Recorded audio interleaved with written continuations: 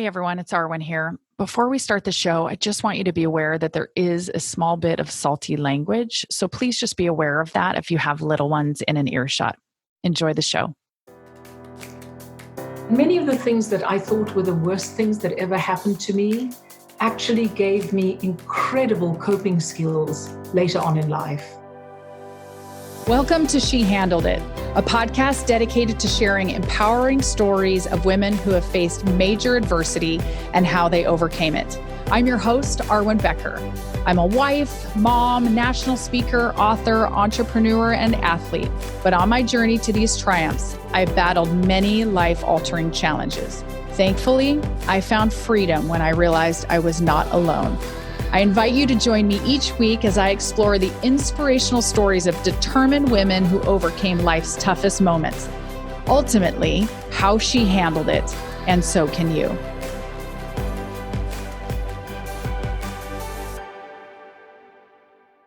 In April of 2019, I began a new chapter of my life. It was really a moment of reinvention because I recognized that I had a new calling and a purpose, but that nobody else was going to help me walk it out, that I had to create a company to be able to meet this need I saw right in front of me, to really be able to reach into communities across the nation and help educate women in the area of finance in the way in which they understood it and that it connected with them, because I found that there were so many women getting left out from the traditional type of marketing and messages that the financial industry puts out. And yet it seems so obvious to me, with 80% of women dying single and yet being the last woman standing, 80% of men dying married, and the fact that women hold more wealth in the country now than men do, but yet the industry still speaks a very masculine language, which often is lost on a lot of women. There were a lot of women who were just left out of the discussion.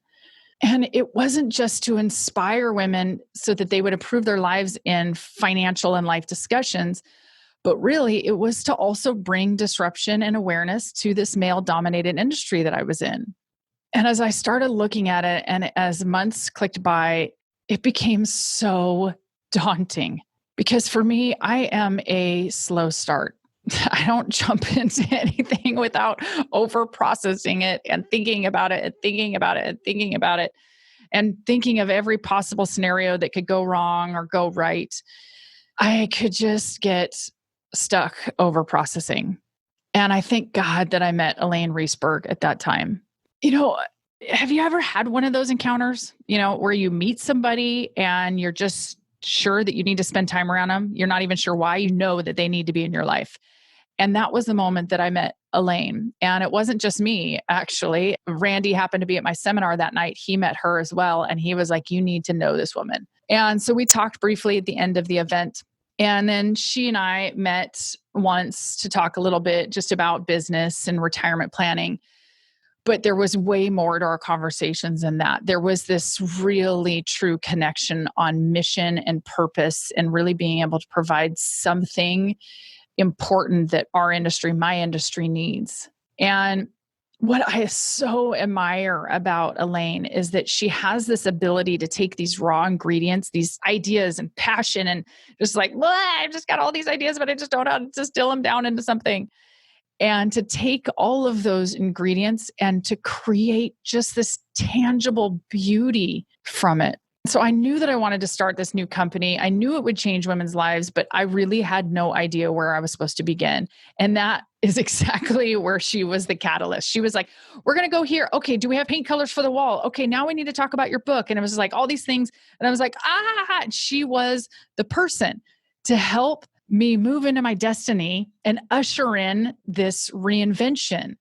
What I love and admire about this woman is she knows how to reinvent herself and how to inspire others to do it for themselves, just like she did for me.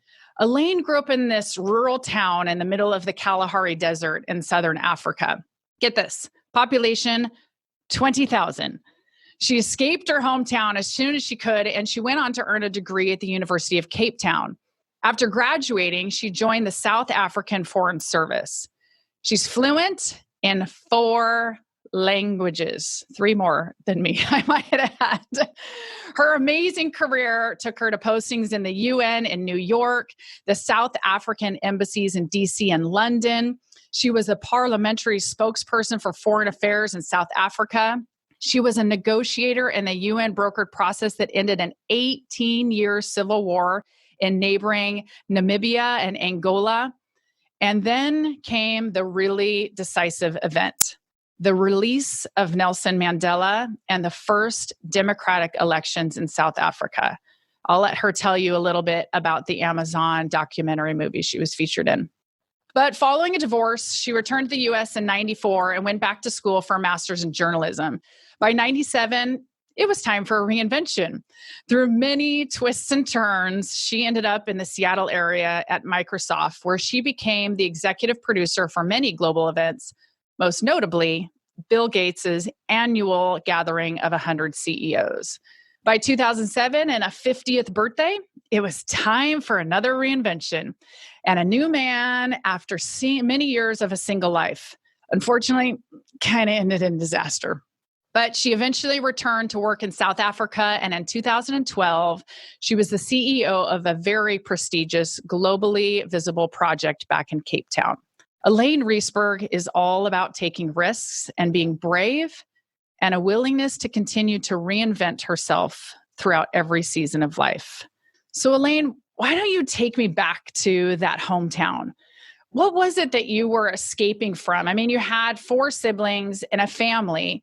What was going on at that time? Well, hello, Arwen. Thank you for that intro.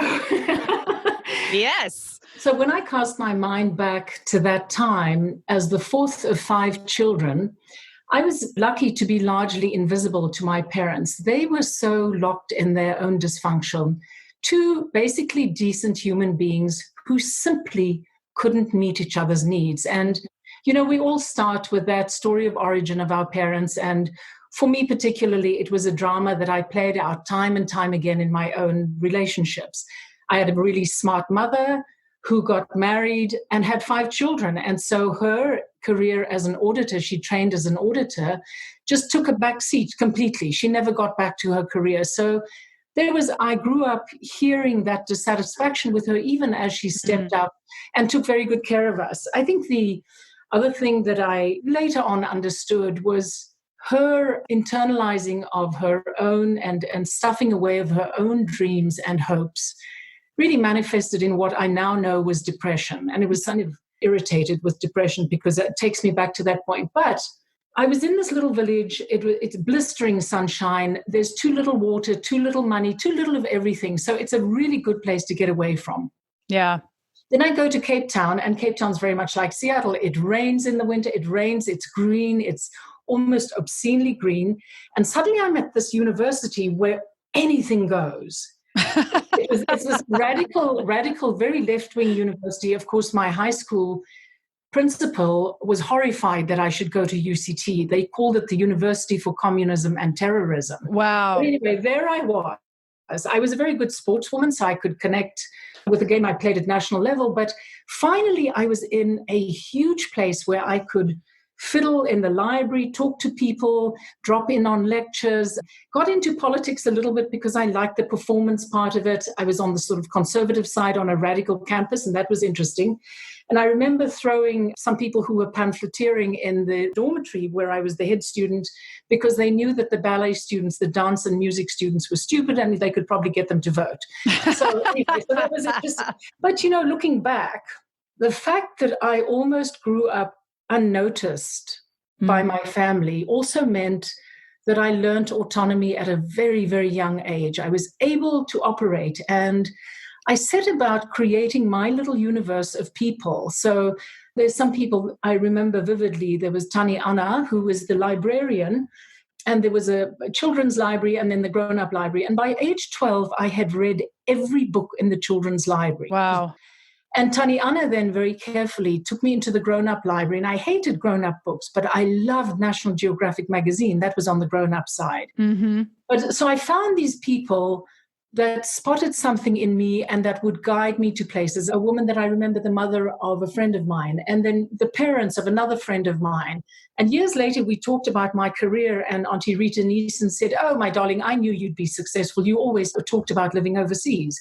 Well, I didn't remember that, but clearly I had those discussions. So getting out of that town, going to a much bigger context, and just living it up. I'm curious, Alayne, because, as you're talking about your history with your family, thinking about myself having really wanting the feedback from my dad and my stepdad that I didn't get forced me into this place where I was constantly looking for the external validation from teachers or coaches, or trying to do something to feel like I could be noticed, that somebody would say, "Wow, you did a great job. You're awesome. You're good." Did you find that you were accomplishing these things, searching out people that could fill in a void that you didn't get at home? I was filling my void with information and knowledge, and I don't know that I was consciously seeking validation. I just was so incurably, insatiably curious. And I lived in a very parched environment. I grew up in a house with a lot of books. And in that way, I was very different from all my school friends as well. My parents hoarded books. When I was 13 or something, trying to teach myself to speak French out of an encyclopedia. Didn't work too well. I had to go to university. But so no, to me, the driving force was just this huge curiosity about the world out there. And just as an insatiable desire for knowledge and consuming knowledge. Yeah, and knowing that whatever I perceived as problematic at home, that somebody out there had the answer to that. I have to catch myself because I'm always solving problems that I'm not invited to solve. But my core belief is that there is somebody out there that knows more about this than I do. And I think when I think about your practice as well, Arwen, and how I've experienced you at work and watched you at work and watched you launch that first training program, a huge part of self-care is knowledge. We're so lucky because we have access to more information than my mother or my sisters had. We know what menopause does to the body. We can find information on health. We can find health practitioners if we wanted to. We can create our own rituals. While it's really lonely to be a constant state of pioneer fatigue, we have that luxury. That really resonated with me when you started talking about that self-care is actually the basic part of your wealth. If you're not healthy and you don't experience, you're not comfortable in your body, there is no such thing as joy. That statement of people will spend their health trying to gain wealth, and then they'll try and use their wealth to regain their health. But oftentimes, when you get to that point, all the money in the world can't help you anymore. If you have driven yourself into the ground out of depression, out of anxiety, out of worry, out of overwork, out of overextension, after not doing self-care and taking care of yourself and just doing the basic things to protect the one vessel that God gave you, your body, nobody else can do that for you. All the money in the world can't restore that. And also then the flip side of that coin is having my primary role model, if you like, was my mother, who was incredibly nurturing and loved to put lovely food on the table. She was a very good cook, but she nurtured to such an extent that there was nothing left for her. And then all she could do was sleep or try and recover from over-nurturing. So the battle in my life has been to find the balance between I'm a very giving person and I'm, tactile and I'm generous and I have lots of friends and I love doing things for them, but clawing back that time so that I could develop over time some personal rituals that would feed me, that would take care of my needs, because I realized through a series of pretty disastrous relationships that I was the one that was supposed to take care of my needs. Right. And as women, that's something I see as such a common thread, that we will often take care of everybody else around us to our own detriment. And that can be such a tough thing to come to realize, that just because you can doesn't mean you ought to. And that we have to get to that point where we can say, you know what, me sitting here, taking some time, disengaging, going and reading, doing the things that make me feel better, even though they're not things that maybe nurture your soul or make you feel better. that I'm deserving of that. Because if I continue to empty out my vessel, I will, like your mom, have nothing left. And that is not the life that we've been called to either, to give 100% of what we have away and leave nothing for ourselves, because we will die prematurely. We will be miserable. We will not have the life that we're here designed to really have, which is victorious, which is joyful, which is being able to give to the people around us. So are your parents still living? No, they both passed away. My dad died when he was 60. I was 21. And my mom lived another 28 years, a good long time to resent him after that. One of my favorite sayings is resentment is like drinking poison every day and expecting somebody else to die. Yeah. You know? Lack of forgiveness. Yeah. Yeah, the lack of forgiveness. And I witnessed so many sad things there. But anyway, I guess in the end, we have to take a look at our stories of origin, make peace with them, because I'm also persuaded now with so much wisdom that many of the things that I thought were the worst things that ever happened to me actually gave me incredible coping skills later on in life. Will you expand on any of those? Anything in particular that was really one of those moments where you just thought it was going to break you and it ended up being such a gift in the end?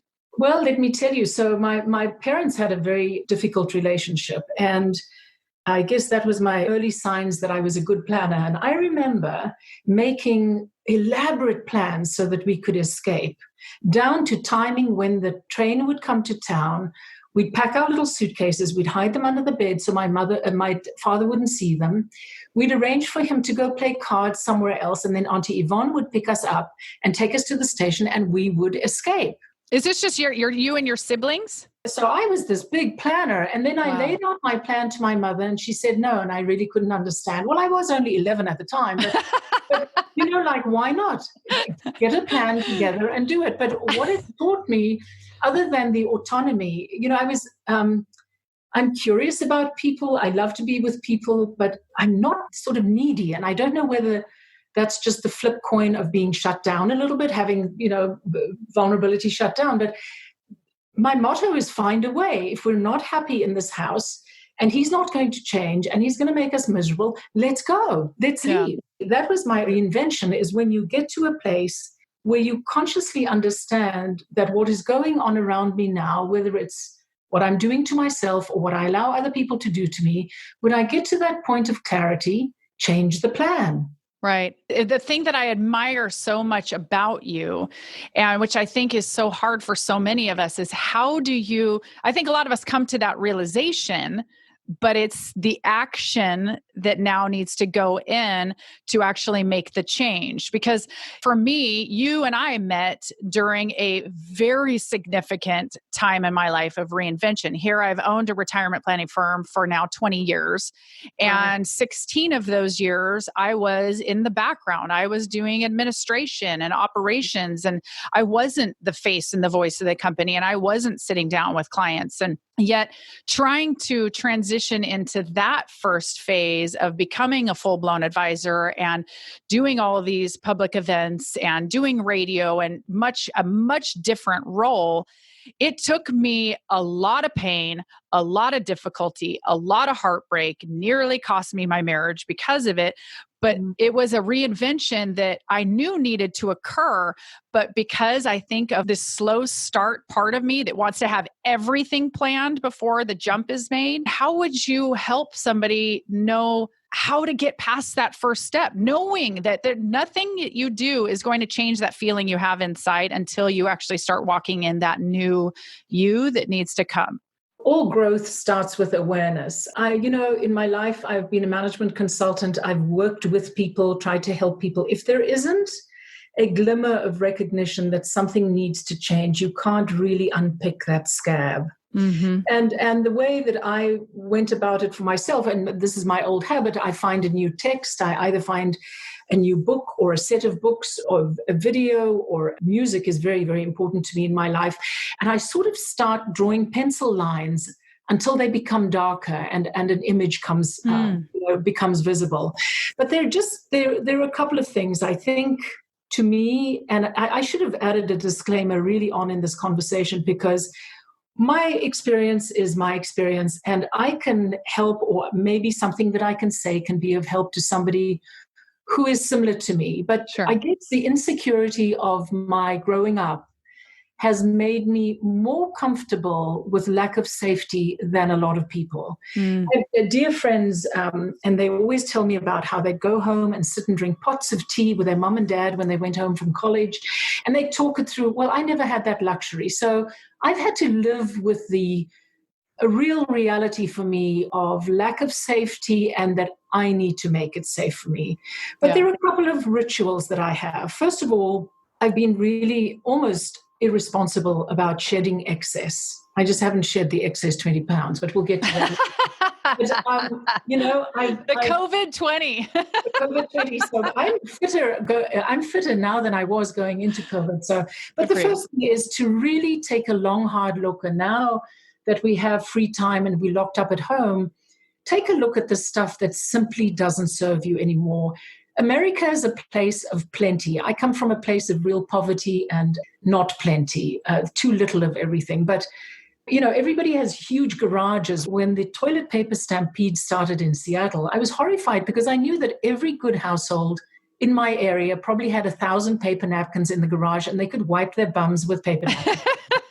But anyway, Costco was the beneficiary. So yes, they were. Yeah, take a look at it. Those closets full of clothing that you haven't touched, that just trap energy. For me, I'm really a lot about that trapped energy and what doesn't serve you anymore. I've thrown away a few things that I really regret. There's a red polka dotted dress that I should not have gotten rid of, very 80s with shoulder pads, and I regret it to this day. And then one day I'll reconstitute it. But so shed the excess, make things lighter.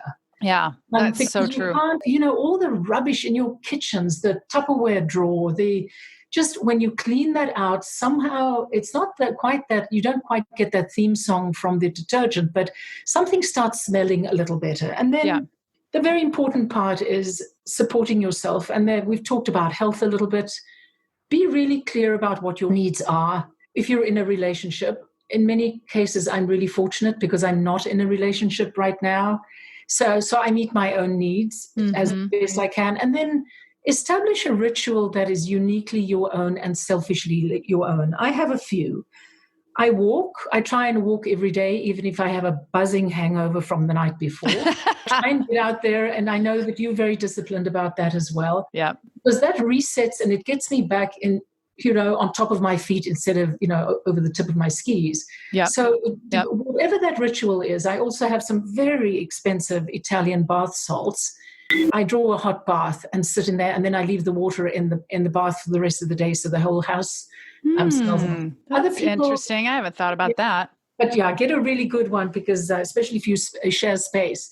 But for another friend of mine, she needs to get out and poke around in the garden, or so uncover those things that really are about yourself, and they don't need to take 5 hours a day. And it's not about going to the spa. It's really not about, especially these days. Right. Important for me also is to have some spiritual practice. I used to meditate a lot at some time in my life, and depending what's going on, my need to meditate seems to change. I know that you have a very, very disciplined ritual that you and meditation I added just a couple of years ago, and that was one of the things that it was actually a pretty big sacrifice, because doing a 22-minute meditation twice a day, every single day, that's a lot of time in your schedule. I mean, it really is. I mean, it nearly is an hour a day that you're carving out of your time, but the benefit, oh my goodness, the benefit of being able to completely shut down, to be able to take out all of the, the things that are constantly bombarding us. And I actually used to be a big power napper. That was something that I did. I still like a power nap. I'm good at power naps. Yeah. I'm really good at that. And I could do them at the end of a day before I needed to host a cocktail party. Yeah, exactly. And you're refreshed. There's another thing, meditation, it doesn't need to be that, as you know, Arwen. Very often when I go into a meeting, I'll sit quietly just before the meeting starts. And now that we're all on Zoom and Teams, it's a little easier, but I'm trying to be really disciplined about getting quiet. I run fast, I run hard, I Yes, you drive do. people nuts. But this is my speed, and I make it with it. You know what I remember right after Randy met you, I remember him saying to you, I think the first day that he and I sat down to talk to you, he Mhm. said, "How do you tame a tiger like you?" Well, you don't. And exactly that was your response. And he's like, it's just, I didn't know. Because you do. I mean, that is the beauty of who you have been to me. Because it was like, okay, we're going to go out and we're going to go look at furniture and we're going to look at paint colors and we're going to talk about this. And then let's talk about your book. And it was just like, for me, it was so necessary because it was so easy for me to get stuck trying to figure it out instead of a little bit more of Going with it. take the jump and then we'll build the plane as we go down. You know what I'm saying? And that to me, your whole life, so many different areas in which you've talked about in seasons where you have encountered this reinvention time and you have embraced it and it has built you into a woman that has such rich history, such rich nuggets of wisdom that has so much out in front of you. I love the fact that you are still striving for new ideas, new ways of doing things, new ways of seeing the world, where so many of us, even in our 30s and 40s, we're thinking, hey, I've kind of got this figured out, or we just get stagnant. And I think the biggest thing that I hear from you that has been a through line throughout your whole life is this constant consumption of new ideas and information and reading. Right. And earlier, when you said that you referenced that we're here to do something. And a lot of our early life is about discovering what that thing is. And that thing may change, but really, for me, the rituals, all the self-care that I do is trying to tap into my real purpose. And I don't have a clear answer. I just know what it feels like when I'm doing it. Yeah. I don't use the word lightly, but I love the word alchemy. When you are doing what you have to be doing, things change around you and you change things. Mm-hmm. And so the through line with all the busyness and the bouncing around and interested in 1,000 things, the magic of where I have felt most effective professionally and probably personally as well is when I've been able to deal at speed with stuff that comes at me very, very fast. To me, the luxury is to slow down and think about things, but the core competency is to go at that speed, assimilate it, connect things that are seemingly unconnected, and then help it birth into something new. That's every successful, high-profile, powerful thing that I've done has had those elements in it. Yeah. And so I that's don't know what my purpose is. I just know what is present when I'm working at best. Yeah. And one of the things that I just thought of as you were talking about that is one of the biggest benefits in constantly surrounding yourself with people who excel in areas you're weak at. Because I loved being around you because being around you not only made me a better person, but it made me uncomfortable in the right way because it challenged ways in me within my comfort zone. And it forced me into these areas as I continue to expand my own comfort zone of being vulnerable, being willing to try something without having it all figured out, being willing to go against what the majority of people around me are saying. This is just how we've done it. And being willing to say, that doesn't feel like that's right anymore. That doesn't feel right for me. It doesn't feel right for the community that I'm reaching to do it that way because that doesn't resonate with them. And so I think that that is such a valuable component of our lives as we continue to grow, to really search to find people that make us uncomfortable, that challenge our own ways of thinking and doing things. And that is just such a huge component of who you've been to me. And I really sincerely appreciate that. I'd like to go back to something that you said, Sure. because your mother is a very powerful person in your book, and you talk about her often, even though you are so radically different. Yes. The truth of it is, Arwen, you and I and most of the people listening to this, we have no female role models. We're making this stuff up. We are not our mothers. If you are too much like your mother, I would say you're going to head for a crisis pretty soon, because in our lifetime, through the efforts of a lot of women and activism, life has changed for women. Right. I think it's difficult for men, and I'm talking particularly in the corporate environment now where there is so much heat that poor men probably don't know which way is up. Mm-hmm. But for us, because of what's happened in the 60s and the 70s, when I was growing up, we now have this dizzying array of things we can do out there. We don't always find people who are willing to let us do them, so we have to go do them ourselves. So you have to grow a bit of a tough skin, but we're on our own, and the only other people that can help us co-create this thing is the people you brush up against every day. Right. We can't look back. My mother and her mother's lives were probably very, very similar. My life is radically different from my mother's life, and in fact, radically different from my siblings even. So I'm this real anomaly, but I am benefiting from everything that other people fought for. I asked a clever person about that. I said, so how much do I go back and seek the approval? And what I do, I don't do for my family's approval. I do it with incredibly high standards internally. And I know when I'm working optimally and I know when I'm not. And I sometimes get it reflected back to me. And I've had superb bosses and mentors in the business environment.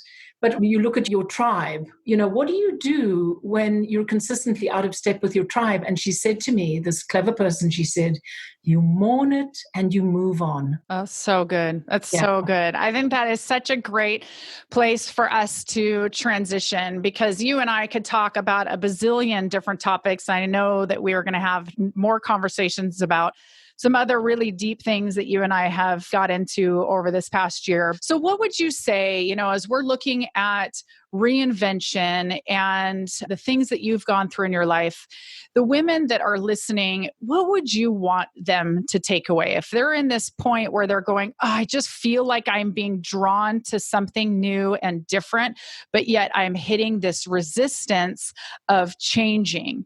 What would be those kind of 3 key takeaways you would want to make sure that they would be thinking about? I go back to what I said earlier. Shed the excess, make space for the new. And if that includes that husband or that jerk of a boyfriend, will do so. Then learn how to support yourself, learn how to support yourself and carve out that time. And then, Arwen, like the day that you and I met, both of us were open to something new.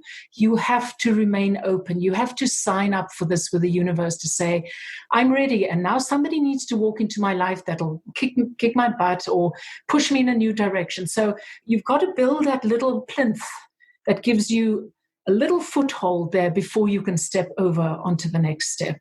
But do that exploration. We'll never know who we all are inside, but you've got to, the more you know, the better you know when the next thing comes along. Yeah. I can't be more profound than that, I guess. No, that's so good. I mean, I always just, hear that, that saying that God can't direct somebody who's sitting still. You know what I'm saying? Or in South Africa, we'd say God has only 2 hands, your left and your right. Yeah, see, exactly. So it at least requires movement. If you're going in the wrong direction, you'll eventually get there. So kind of finally wrapping up, we got these kind of last 3 little rapid fire questions. So 3 things: the best piece of financial advice that you've been given, a recommended book that you've either loved in the past or that you're currently reading, and then your favorite quote. I mean, obviously, me being a financial advisor, money affects a vast majority of the choices that we make. So I always think that it's really important to have at least, a small touch on that. So what would you say would be the best financial advice? Arwen, your approach, and that's why you and I connected when I was at your seminar, because for the first time, I'd taken a moment to sit still and just think about my own financial position. And when COVID hit, I did the really hard work, and I could say, well, I can be independent because independence is more important to me than anything else. Yes. So take control of it. Where are all those pieces? And your process challenged me to go dig out the bits and pieces all over the world that I'd left scattered around, and to get that complete picture, and then to have a plan, and then to have you tell me I'm going to be okay. That's very good. And then the most important book that I've read really in a long time is a book called The Female Brain. And it's by Luann Brizendine, and really a literature review of all the brain research that was done in the 60s and 70s. Because the reality is, until the early 70s, all brain research was done on male brains. The female brain is a third smaller than a male brain, but it is 1,000 times more networked. So we have 1,000 times more ways of thinking of shit to worry us.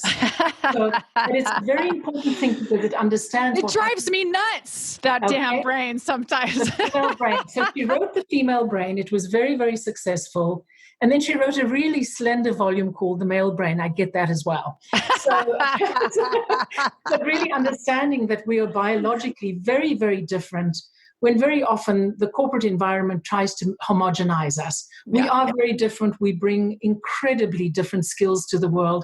And being aware of it and seeing it around us makes us more useful in the world. And that's kind of important to me. Yeah. You know, I have lots of sayings and things that go around in my mind. My motto for the last couple of years, as I uprooted myself and suffered huge loss, I've lost my country of origin. I've lost circles of friends that I'm unlikely to see again soon.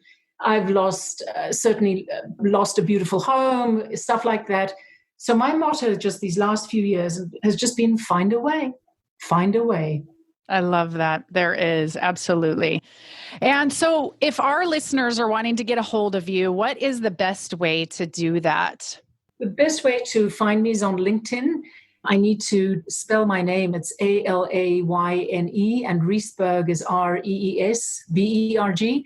I'm very active on LinkedIn, so if somebody writes to me, I'll write right back, and really happy to help in any way I can. I know you are. You have been such a blessing to me, and I am so grateful for you. And I'm so thankful that you took the time and that we're able to talk. And I think you and I have another podcast that'll probably center more around the loss piece and what that all looks like and how we come back from that as well. So, well, that brings us to the end of today's show. So you can follow me on social media. You can pick up a copy of my new book, She Handled It, So Can You. And then you can also reach me at beckerretirement.com or my training and speaking company, lifewitharwin.com.